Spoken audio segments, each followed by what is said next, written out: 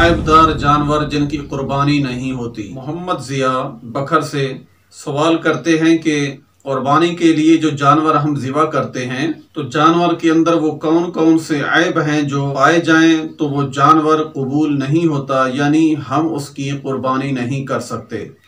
قرآن و احادیث کی روشنی میں جواب عنایت فرمائیں، جزاک اللہ خیرا۔ میرے محترم سامعین حضرات، یاد رکھیے قرآن و احادیث کی روشنی میں وہ کافی عیب ہیں، اگر وہ جانور میں پائے جائیں تو وہ جانور ہم قربان نہیں کر سکتے، کیونکہ قرآن و احادیث کی روشنی میں ہم مسلمانوں کو یہ حکم ہے کہ جب آپ جانور قربانی کے لیے لائیں، قربانی کے لیے خریدیں یا جس جانور کی آپ قربانی کریں وہ جانور عیب سے خالی ہونا چاہیے، یعنی اس جانور کے اندر کوئی بھی عیب نہیں ہونا چاہیے۔ اور اس اصول کو بھی یاد رکھیں کہ قرآن و احادیث کی روشنی میں اگر کسی جانور کے اندر کوئی چھوٹا سا عیب ہے تو اس سے قربانی جو ہے وہ مکروہ ہوتی ہے۔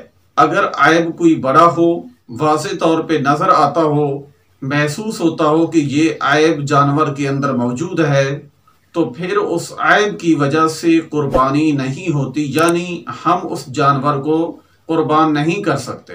تو میرے محترم سامعین حضرات، قرآن و احادیث کی روشنی میں آئیے ہم جانتے ہیں کہ جانور میں کہ وہ کون کون سے عیب ہیں جو جانور میں پائے جائیں تو اس جانور کو ہم قربان نہیں کر سکتے۔ نمبر 1، قرآن و احادیث کی روشنی میں ایسا لنگڑا جانور جس جانور کا لنگڑا پن ظاہر ہو، ہم اس جانور کی قربانی نہیں کر سکتے، یعنی اس جانور کی قربانی نہیں ہوگی۔ نمبر 2، قرآن و احادیث کی روشنی میں ایسا اندھا جانور جس کا اندھا پن ظاہر ہو، اس جانور کی قربانی نہیں ہوتی۔ نمبر 3، قرآن و احادیث کی روشنی میں ایسا بیمار جانور جس کا بیمار ہونا ظاہر ہو، اس جانور کی قربانی نہیں ہوتی۔ نمبر 4، قرآن و احادیث کی روشنی میں ایسا لاغر جانور جو کہ چلنے پھرنے سے قاصر ہو، یہاں تک کہ قربان گاہ تک بھی چل کر نہیں جا سکتا، ایسے جانور کی بھی قربانی نہیں ہوتی۔ نمبر 5، قرآن و احادیث کی روشنی میں ایسا جانور جس کا سینگ جڑ تک ٹوٹ گیا ہو تو اس جانور کی بھی قربانی نہیں ہوتی۔ نمبر 6، قرآن و احادیث کی روشنی کے مطابق ایسا کانا جانور جس کا کانا پن ظاہر ہو، اس جانور کی قربانی نہیں ہوتی۔ نمبر 7، قرآن و احادیث کی روشنی کے مطابق ایسا جانور جس کے تہائی حصے سے زیادہ سینگ یا کان کٹے ہوں تو اس جانور کی قربانی نہیں ہوتی۔ نمبر 8، قرآن و احادیث کی روشنی کے مطابق ایسا جانور جس کی تہائی حصے سے زیادہ دم کٹی ہوئی ہو تو اس جانور کی بھی قربانی نہیں ہوتی۔ نمبر 9، قرآن و احادیث کی روشنی کے مطابق ایسا جانور جس کے پیدائشی طور پر ایک یا دونوں کان نہ ہوں تو اس جانور کی بھی قربانی نہیں ہوتی۔ نمبر 10، قرآن و احادیث کی روشنی کے مطابق ایسا جانور جس کے دانت نہ ہوں، اس جانور کی قربانی نہیں ہوتی۔ نمبر 11، ایسا جانور جس کے تھن کٹے ہوئے ہوں، بکری، بھیڑ یا دمبے کی قسم میں مادہ، اور اسی طرح چھترا بکری میں، یعنی یہ جو چھوٹے جانور ہیں ان میں ایک تھن، گائیں، بھینس اور اونٹنی وغیرہ میں دونوں تھن اگر کٹے ہوئے ہوں تو اس جانور کی بھی قربانی نہیں ہوتی۔